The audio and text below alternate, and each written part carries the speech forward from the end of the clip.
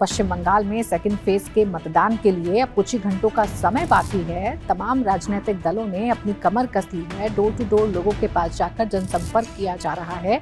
4 मई का बेसब्री से इंतजार किया जा रहा है और 4 मई को लेकर टीएमसी हो या बीजेपी अपने अलग अलग दावे कर रही है। ऐसे में एक ऐसा राज्य भी है जहां नतीजे आने शुरू हो गए हैं, जहां नतीजों में बीजेपी को बढ़त मिल रही है, जहां नतीजों ने कांग्रेस और आम आदमी पार्टी को झटका दिया है।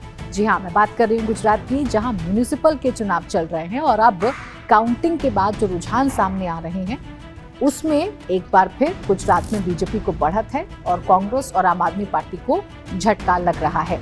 तो आइए पश्चिम बंगाल के चुनावों के नतीजों से पहले गुजरात के म्युनिसिपल के नतीजे आपको बता देती हूँ, आपके सामने रुझान रखती हूँ और बताती हूँ कि गुजरात में इस बार कौन सी पार्टी की बम बम म्युनिसिपल में हो रही है और किसके इरादों को लग रहा है झटका। नमस्कार, आप देख रहे हैं डिजिटल दंगल, आपके साथ मैं हूँ प्राची पाराशर।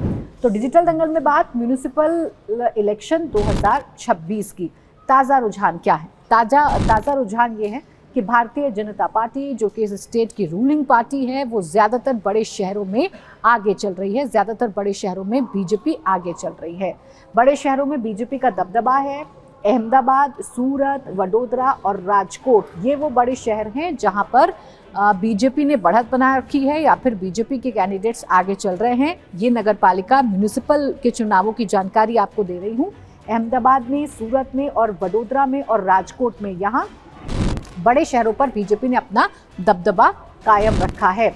शहरवार सीटों की बात करूं तो आपको सबसे पहले अहमदाबाद की जानकारी दे देती हूं। अहमदाबाद में कई वार्ड में बीजेपी ने क्लीन स्वीप किया है। अहमदाबाद जो बीजेपी के लिए सबसे मुफीद माना जाता है, उसी अहमदाबाद में कई वार्डों में बीजेपी ने क्लीन स्वीप कर दिया है। जैसे गोटा वार्ड है, यहाँ बीजेपी के 4 उम्मीदवार जीत गए हैं और अमराईवाड़ी की बात करें तो यहाँ बीजेपी के सभी 4 कैंडिडेट्स जीत गए हैं, यानी बीजेपी ने सभी 4 सीटों पर अपना परचम लहरा दिया है। इसके अलावा सूरत की बात करूं तो सूरत के ट्रेंड से बता रहे हैं कि लगभग 14 सीटों पर बीजेपी को जीत या बढ़त, यानी अभी रुझान है, अभी नतीजों में तब्दील होना धीरे धीरे करके रुझान शुरू हुए हैं, लेकिन सूरत में भी लगभग 14 सीटों पर बीजेपी की जीत होती हुई नजर आ रही है। बीजेपी का दबदबा कायम है। जबकि कांग्रेस की बात करें तो महज 2 सीटें सूरत में कांग्रेस को मिल सकती हैं। ये नगर पालिका के चुनाव, म्युनिसिपल के चुनाव हैं, इसके बारे में आपको बता रही हूँ। तो 14 पर बीजेपी को बढ़त है और 2 पर कांग्रेस को बढ़त है। जबकि राजकोट की बात करूं तो राजकोट में लगभग 24 सीटों पर बीजेपी को बढ़त है और अगर कांग्रेस की बात करूं तो कांग्रेस को 4 सीटों पर बढ़त है। तो सूरत 14 सीटों पर बीजेपी को बढ़त है। कांग्रेस की बात करूं तो 2 सीटों पर। राजकोट की बात करूं तो लगभग 24 सीटों पर बीजेपी को बढ़त है और कांग्रेस को 4 सीटों पर बढ़त है। इसके अलावा मोरबी की भी बात कर लेते हैं। मोरबी में इस वक्त क्या चल रहा है? तो मोरबी की बात करें तो यहाँ बीजेपी ने 52 की 52 सीटें जीत ली हैं। तो बीजेपी का गुजरात में दबदबा क्या है? देखिए, रूलिंग पार्टी है गुजरात में भारतीय जनता पार्टी, बीजेपी लगातार सत्ता में है गुजरात में। और ऐसे में जब म्युनिसिपल के चुनाव हो रहे हैं, वैसे भी म्युनिसिपल के चुनाव जो होते हैं, माना जाता है कि सत्तारूढ़ दल के फेवर में अक्सर रहते हैं और यहाँ तो बीजेपी कई दशकों से सरकार में है, तो उसका नतीजा भी देखने को मिल रहा है, उसका असर भी देखने को मिल रहा है। अब सोचिए, मोरबी जैसी जगह पर बीजेपी ने 52 की 52 सीटें जीत ली हैं, यानी क्लीन स्वीप कर दिया है। इस मोरबी में किसी और पार्टी का खाता तक नहीं खुला है। 52 के 52 वार्ड, 52 के 52 सीट बीजेपी जीत गई है मोरबी में। जबकि जामनगर की बात करूं तो जामनगर में बीजेपी 13 सीटों पर आगे है और कांग्रेस की बात करूं तो कांग्रेस यहां खाता खोल रही है। जामनगर में 4 सीटों पर कांग्रेस भी आगे चल रही है।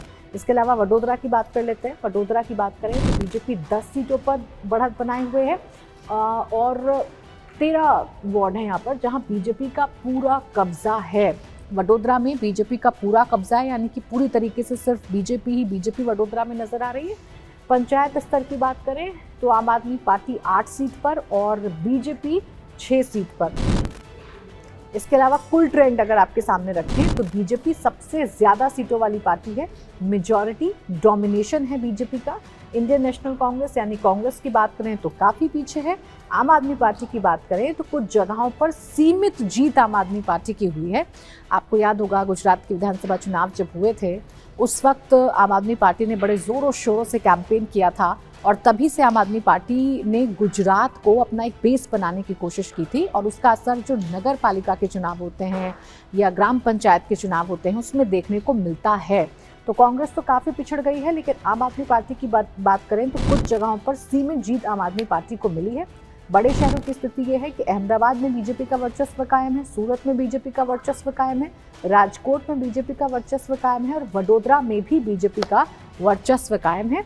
कुछ जगह जैसे पंचायत में आम आदमी पार्टी ने भी सीटें जीती हैं, लेकिन ओवरऑल लीड यानी कुछ जगहों पर छोटे छोटे पॉकेट्स में आम आदमी पार्टी को जीत मिली है।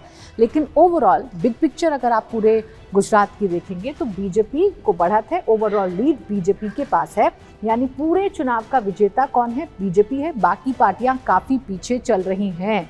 आम आदमी पार्टी ने पूरी जान लगाई है गुजरात में अपनी ज़मीन को तैयार करने के लिए और ऐसा कहा भी जाता रहा, राजनीतिक विश्लेषक ये विश्लेषण करते रहे कि कम से कम कांग्रेस से ज़्यादा अच्छी स्थिति में आम आदमी पार्टी गुजरात में है, क्योंकि एक वक्त में गुजरात में एक स्ट्रॉन्ग संगठन हुआ करता था कांग्रेस के पास, लेकिन धीरे धीरे सत्ता जब हाथ से गई और बीजेपी ने वर्चस्व कायम किया तो न सिर्फ कांग्रेस का संगठन बिखरा, बल्कि कांग्रेस पूरी की पूरी अहमदाबाद में या गुजरात के बाकी इलाकों में पिछड़ गई। और उसी का नतीजा है कि लगातार कोशिशों के बावजूद भी कांग्रेस गुजरात में सत्ता में नहीं लौट पाती और ऐसे में आम आदमी पार्टी भी चुनौती देने की कोशिश करती है।